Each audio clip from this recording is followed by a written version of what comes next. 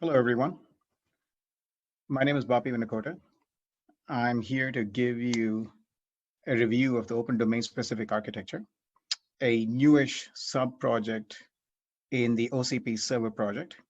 I'm here representing an active community of contributors from over 25 companies, and I work at Broadcom. So in this talk, I want to introduce you to what the motivation for the ODSA is, the ODSA itself, give you an overview of the community, and what our charter is. And in the back half, I would like to walk you through what we have done as a group in 2019 and what our plans are for 2020. And I'll close with the most important part, how you can participate and join the activities of the ODSA. So one of the most interesting trends in the recent past has been the growth in domain-specific architectures. Domain-specific architectures are special purpose silicon processors programmable processors designed to accelerate targeted workloads, compute-intensive workloads. And the need for these accelerators is because there's been a huge growth, an explosion almost, in AI, ML, and other data-intensive workloads. And the rate of growth is outstripping the processing power available in general-purpose silicon. So there's been interest in creating programmable domain-specific silicon. Now, given the rate at which technology is evolving, given the rate at which workloads are evolving, it's almost essential to have a economical and efficient method to develop silicon products for domain-specific architectures. And this is where chiplet technology comes into play. Traditionally, silicon chips have been designed to be used in isolation. Each chip is designed to be used in a single package and then put on a board to work with other chips. Chiplets are die that are designed to be used with other die inside a package, not standalone. And once you have multiple die in a package, you need some kind of an interface between them. And today, the interface between chiplets is between the chiplets in a package the interfaces are proprietary. So what the ODSA wants to do is to enable the development of domain-specific architectures with chiplets, but with chiplets to support an open standard D2D interface, a die-to-die interface. Now you can find more information about the growth of domain-specific architectures on a wonderful talk by Dharmesh Jani at Facebook at the ODSA Regional Summit in Amsterdam in September. The picture on the right is a IBM Power 9 reimagined as a modular design, modular chiplet-based design. And this is from a talk by Jeff Stokely and Josh Friedrich at IBM at the ODSA workshop in San Jose in September. Now, one of the most interesting things is that the ODSA is blessed with participation from experts from several companies. And throughout this talk, I will include pointers to material that can be found at the ODSA wiki or in other published sources. And this material is a source material where you can get into more depth in virtually any topic that we cover. As a community, we've grown tremendously. We started in Q4 of 18. We've held 5 workshops since then, and attendance has grown at each workshop. We have a rich variety of attendees and active participants from semiconductor companies, IP providers, EDA and service providers. We've got the tools side of the semiconductor workflow well represented, and standards organizations as well, design, test, and integration efforts. And finally, we've got systems vendors and end users and even ISVs playing an active role in the community.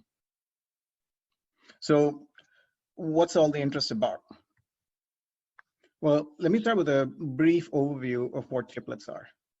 So chiplets are essentially the idea, as I said, of taking a monolithic design and breaking it into component parts, many times component modular parts. And this comes with a bunch of advantages. The picture on the right is from is a abstracted version from a talk that the CEO of AMD gave, Lisa Su, about 3 years ago. And the picture itself was taken from a talk by Kevin Drucker from Facebook in a talk he gave at Broadcom. So what do chiplets give you? First off, if you start splitting a design into modular components, you can actually, unlike in a monolithic die, the different parts of the design can actually be made at different process nodes. That's heterogeneous integration. So you can take the analog and analog components and make them in a process node particularly suited for analog. You can take memory and move it to a memory, a process suited for memory. So what you can do is you can reduce, now once you have modular components, you can mix and match them in a variety of ways, not just one particular way, the way it is in a monolithic design. So you get economies of scale, and you can reduce the design cost and time and manufacturing costs while getting near monolithic performance. So this is the big bonus with chiplets.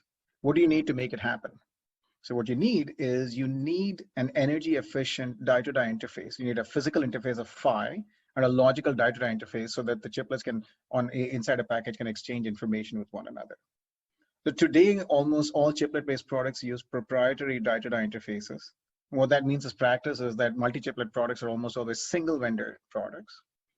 Tomorrow, what we want to do is create an open die-to-die interface so that you can have multi-vendor, multi-chiplet products. So now you can integrate and assemble chiplets from multiple vendors because they're all speaking the same open interface. So what are we looking for in a die-to-die interface? So the picture here shows you a simple example of two die connected within one package. And the first thing you need is you need a die-to-die PHY to physically connect them with wires on either the substrate or an optional interposer. And on top of that, you need an interface, you need interface logic so that the chiplets can exchange information. Now, on the right side of the picture, you see what is an example of a well-known common off-package protocol, PCIe. The huge difference between die-to-die PHYs and PCIe is that a die-to-die PHY typically has to drive signals for a very short distance relative to an off-package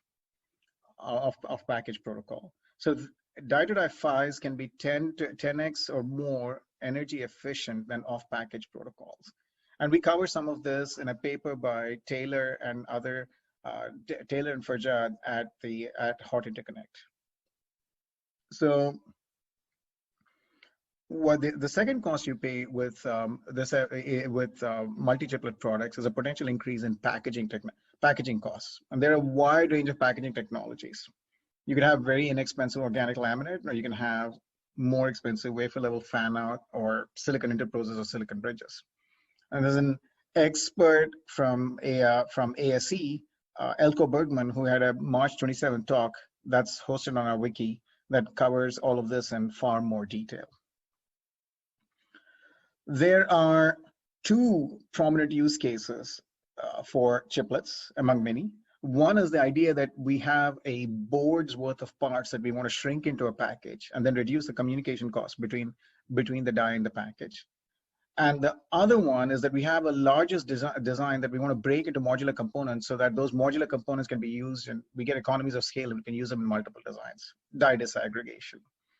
So these are covered by experts at Intel and IBM in talks at the March and September ODSA workshops. I apologize, this is wrong in this slide, but both these talks go into both of these use cases in great detail.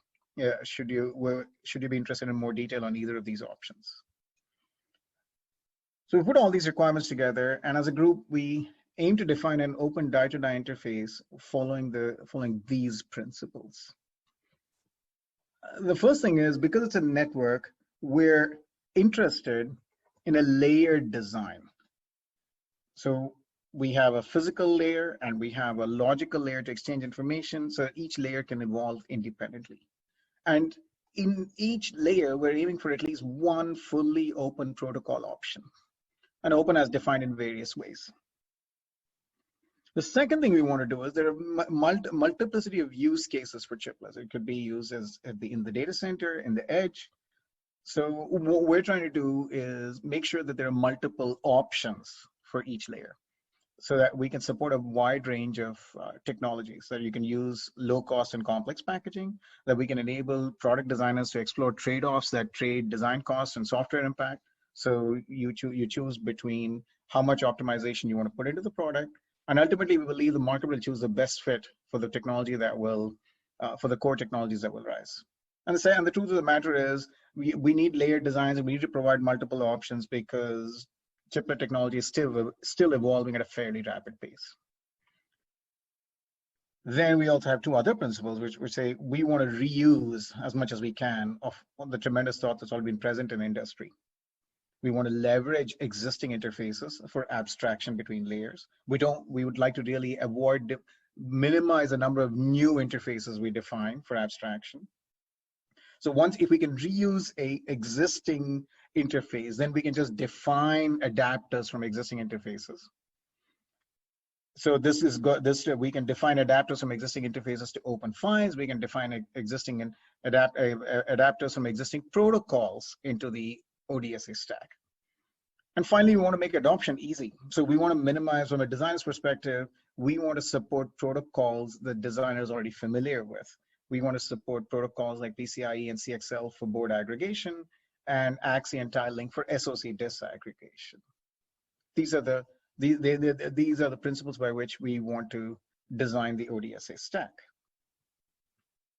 So when you put all this together, you get a stack that looks like this, right? So at the bottom, you will see that the PHY technology options, the bunch of wires and the OpenHPI are two open PHY technologies being developed by our group, the ODSA. You can find more detail. I will include pointers on how to find more detail in the bunch of wires at the end of this talk, as well as the OpenHPI.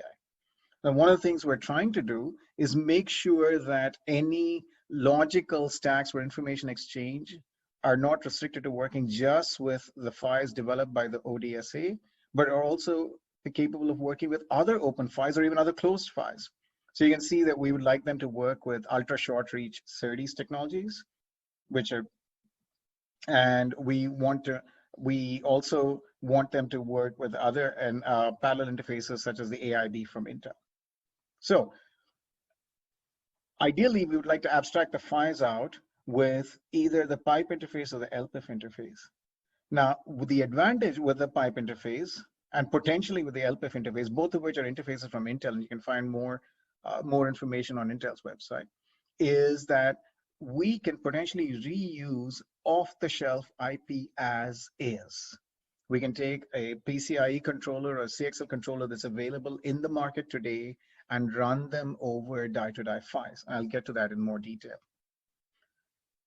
As the market evolves, we believe that designers will be willing to put in more effort into optimizing their designs for chiplets, in which case you can actually, rather than supporting the full stack from the outside, full stack from existing protocols, we actually support the transactions in existing protocols. And to enable this, as a group, we're defining a new interface for transport protocol aggregation, and we'd like to make that a derivative of the LPIF interface that has been announced, so that it is the effort for chiplet vendors to move from an LPIF to an LPIF prime is reduced. And excuse me. And ultimately, we believe that designs will consist of a multiplicity of chiplets, and you need the ability to switch across the chiplets in a design, and that you will also need to define a data switching mechanism across the chiplets in a design. We believe the stack will support both the technology needs where you need to shrink a board to a package, and the technologies where we need to disaggregate a die. So protocols such as AXI and TileLink will be used in die disaggregation. Protocols such as PCIe and CXL and C6 will be used for package aggregation. And finally, we have 5-layer protocols. So the BOW protocol is designed to work with both inexpensive laminate substrates as well as interposers and bridges. The OpenHBI is designed to work with, is designed to leverage the OpenHPM memory technology that's been in production for a while. So let me translate this into something that is going to be available, we believe available in 2020. In 2020, we as a group believe we can define 2 complete logical stacks for package aggregation and die disaggregation. We're well on our way to defining a bunch of wires interface. and defining a pipe adapter to carry PCIe traffic over the bunch of wires interface. What does that mean in practice? That we can take two chips that exist, replace their PCIe PHYs with BO PHYs, but continue to use an off-the-shelf PCI controller. And these two chiplets in the package can talk PCI to one another. That's option number one. The second option we can look at is NXP has recently contributed a protocol called DiePort to packetize the AXI bus from ARM over a die-to-die interface. So we can map AXI using DiePort messaging through the LPIF interface onto a BO interface. So now we can bridge an AXI bus between two chiplets in a package. So we can take an inexpensive laminate package, run a BO PHY between them. Now in the second option, we use it for die disaggregation because we run an AXI bus between the chiplets.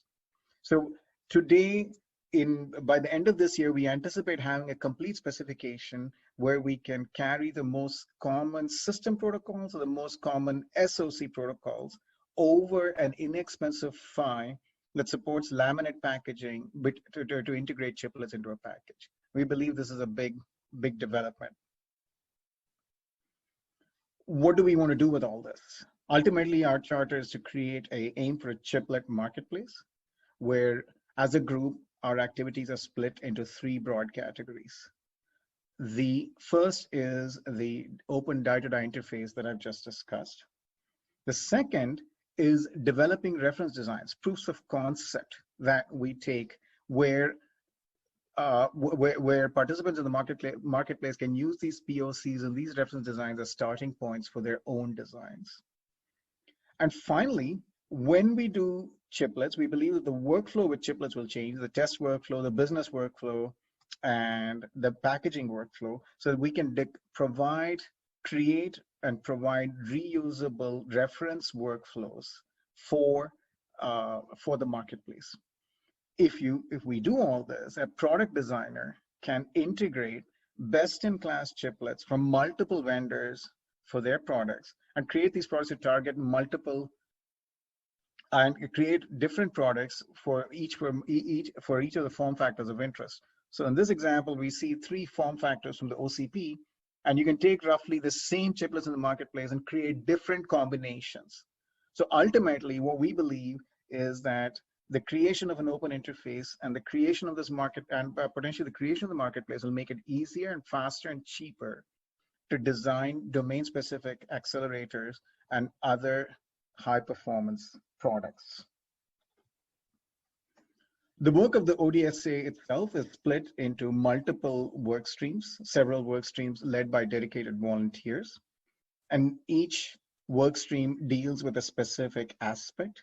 The PHY group deals with the pipe adapter logic, and the pipe adapter logic has and the bunch of wires work group deals with the bunch of wires PHY.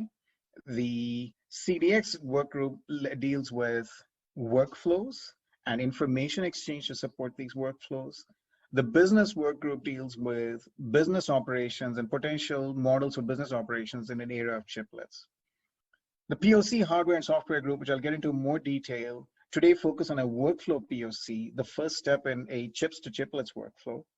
The link layer work group deals with all the aspects of the stack above the PHY layer. The Open HBI work group is an effort to develop an Open HBI PHY that leverages the HBM PHY used to create high-performance memory. And each of these you can find information about each of these work groups on the wiki. Each group meets weekly, and you're more than welcome. All the meetings are open. You're more than welcome to join any of these efforts. So in 2019, we've had a very busy 2019. We've had started with creating a white paper that's available at the ODSA wiki. And on top of that, we had various work streams come online at different parts of the year, different times of the year. in Q3, we produced a lot of technical material, a PHY analysis by Greg Taylor and Ramin Fajad from Marvell, and a proposal for a bow PHY from Ramin Fajad and Mark Kemmerly at Marvell, and an actual spec for the bow. In addition, we had an active POC group led by contributions from Cisco, Tamron, Ziegler, Macom, and several other companies. And I will go into more detail on the POC design. We've had workshops at various companies throughout the year, Global Foundries and Samsung, Intel, IBM, and Facebook. You can find material you can find all the material presented at all of these workshops and at the regional summit in Amsterdam on our wiki. And finally, at the regional summit in Q4, we released a market survey, the potential market for chiplets and the wide range of use cases that are possible with chiplets. You can find that market survey as well at the wiki. At this summit, we're happy to announce the formation of the Open HPI workstream, significant progress on our adapter specs, a pipe adapter spec, and a bunch of wire spec. NXP has been gracious enough to contribute the diport protocol to the OCP. And finally, we've had a huge amount of progress on the POC. You can see a demo on the OCP wiki. There's a pointer at on the ODSA wiki. There's a pointer at the end of this talk. And you should also hopefully see a video in the keynote. This demo, and I'll get into more detail on this demo. So the demo itself is a workflow POC.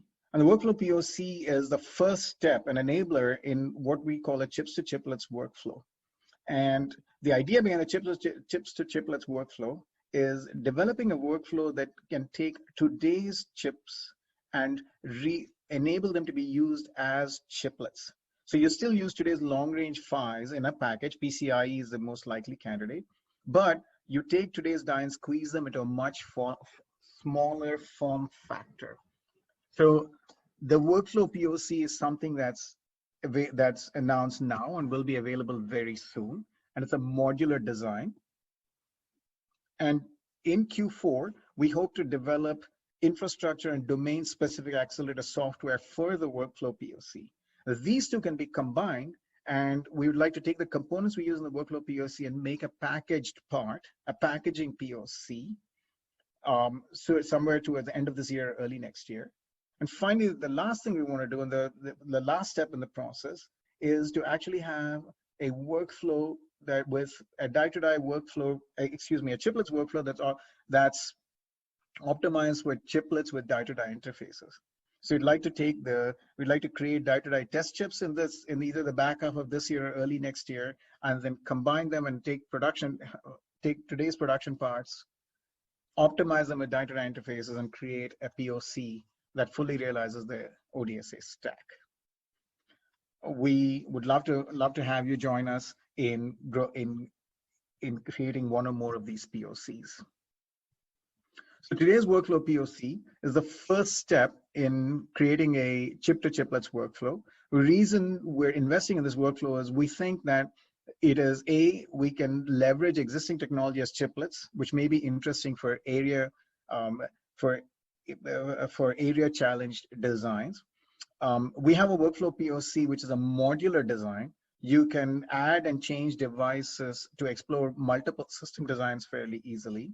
And it's an easily reusable, it's an easy to use and reuse design. So it's a public spec. You can add and contribute to the design or create your own components, add components into the design. And we believe the software we create will be reusable and portable to the final product. So the workflow POC is the first step in a scalable and reusable chiplet workflow, chips to chiplet workflow. So what is the workflow POC? It's modular design. As you can see on the graphic on the left, it's a base board with 3 daughter cards. The daughter cards aren't fixed, but can be changed and reconfigured as a system designer explores various options. And their baseboard was designed by a large group of engineers from many companies, led by a design engineer from Cisco and Tamron and Macom and Ziegler. The part itself, we hope to make a workflow POC kit available in June 2020. We refer to each of these daughter cards as a PCB chiplet or a pitchlet. And the pitchlets can also be in the NIC 3.0, OCP NIC 3.0 form factor. We've built an adapter to the baseboard for the OCP NIC 3.0 form factor. So in the first generation, we hope to make a Broadcom NIC and a Lattice pitchlet and a 16-core NXP CPU available as a kit in June 2020. You can participate in this POC by developing your own application for the kit or joining our application development efforts, or designing your own pitchlet. If you have a separate pitchlet, if you have, say, an accelerator, you can replace, if you have a custom accelerator or if you have your own custom CPU or your own custom NIC, you can replace any of the components in the kit and design your own part. The intent of this workflow POC is that a system design developed in the workflow POC can then be converted with the software into a packaged part. So that's how we hope to make the workflow POC the first step in a chips to chiplets workflow. You can find a lot more information about everything I've discussed at the ODSA wiki. I'm going to go out of slide mode, presentation mode for a bit. You can see this is the ODSA wiki. I'll walk you through the layout. You've got the white papers, our various work groups, active documents we're working on. We meet weekly Friday at 8 a.m. Pacific, so you can find recordings of past meetings and minutes, and you can see that we've had presentations from various experts at different companies. And last but probably likely the most important, you can also find material from each and every one of our workshops, and you can see the contributions from experts again in virtually every company in the semiconductor workflow. So I encourage you to please reach out to anyone, reach out to me if you'd like more information on anything that you see on the wiki. This is one example of material developed by the ODSA. This is an open spec for the bunch of wires interface. It's accessible to all at GitHub. This is an active repository of the current draft and all the material that that was discussed in previous in developing the draft. And the issues tab is a list of issues that are actively in flight. We have a specification for the pipe adapter and the diport protocol that are open, but you need to request access. They aren't available to the public directly. But anyone who would like access is free to access this material. There is a ODSA demo that you can access on YouTube, a demo video, and hopefully you'll see a video at in Bill Carter's keynote. You can see a pitchlet implementation specification as well. We have proposals in flight for LPIF and LPIF adapters, the POC software, and the OpenHBI specification. This one needs a contributor's license agreement, and should you be interested in joining the development effort. We have a huge set of technical papers available.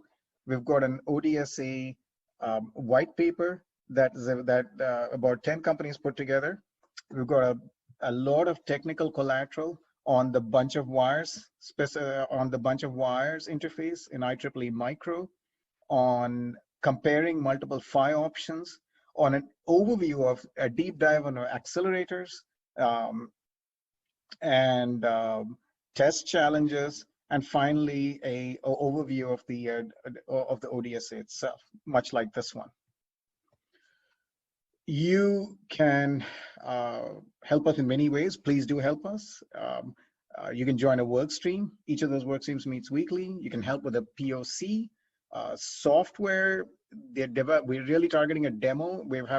We'd like to build a high performance 2x100 demo in time for Q4. We can use a lot of help in reviewing and completing documents in flight. For example, our pipe adapter was reviewed by experts from PLDA and from Cadence and from Synopsys and from Intel. So we always welcome expert reviews. We definitely need help in kicking off packaging and test definition and work streams. And finally, please join us in making chiplets with IP, or chiplets with the Open ODSA stack, or IP for the Open ODSA stack. And as always, my last plug for the wiki. Thank you for your time. I hope you've enjoyed the rest of the track and look forward to working with you. And stay safe. Thank you.